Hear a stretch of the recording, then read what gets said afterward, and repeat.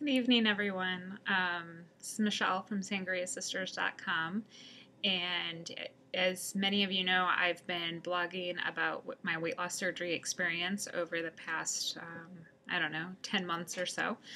And I'm a frequent attendee of our support group meetings, and I find the meetings to be such an important component to this journey. I've learned so much from the individuals that attend it. I'm inspired by them.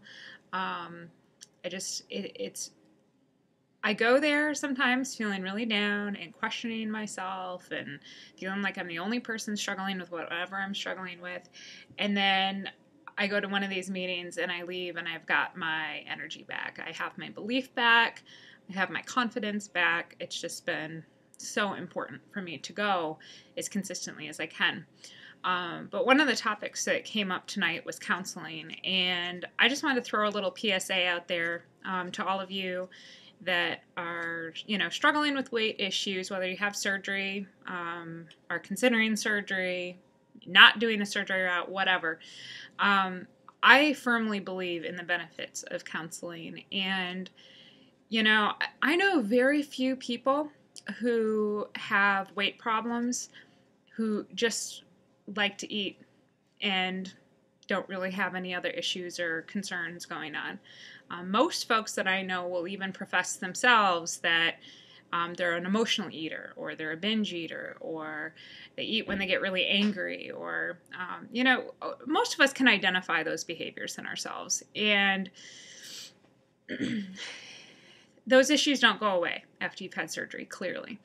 I have found it from the very beginning helpful to be in counseling. I pursued it many, many months before I actually had surgery. I think it was 7 or 8 months. No, even longer than that. Probably 10 months before I had surgery, I started going to counseling.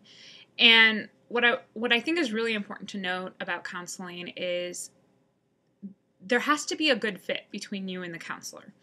If it's not a good fit, find a new one. If you had let's say you had a primary care doctor who you were really not satisfied with, would you stick with them? I mean, most people wouldn't. Most people would go and find a new doctor, one that they respected and one that they, felt comfortable going to. I see counseling as no different than that. I feel like the fit is even more important in terms of counseling. So if you've been to counseling in the past and you had a bad experience, or you're even in the experience of counseling now and you don't find yourself connecting very well with the counselor, ask yourself a few things. Ask yourself, is this the right fit for me? Would I benefit to continue to going to counseling? And in my belief, most of us do. And, start looking at your other options. Ask for referrals from folks that you are very comfortable talking to and folks that have been through the counseling process. And shake it up. Get a new perspective. That's what happened with me. I started with one, and I don't think that she was a bad counselor. I just think that we were in totally two different realms. And while it's important that you have a counselor that challenges you and helps you think outside of your box and sometimes maybe even make you upset, because that's all part of the process, there's a big difference between that and having an individual that you just are not respecting whatsoever and have no connection with. So pursue it. Keep it up. It sounds so trite. There are many of us that frequently tout the benefits of counseling, and when somebody mentions that they're struggling with whatever, we all chime in, counseling, it's been so helpful for me, whatever. Even though it's like, yeah, somebody's in counseling, I'm sure that gets really old to hear. We say it because we really mean it, and we say it because we've lived through the experience and have had struggles just like you have, and this process is really challenging, and going through it without that help would have been 10 times harder. I can't even imagine that. So please, please, please consider it. This journey, sometimes it's really irritating to call it a journey, but that's what it is. This journey is really overwhelming. It's really complex. And the further out you get, it seems to get even more complicated. Get that help. There's nothing wrong with it. There's nothing wrong with you for needing that help.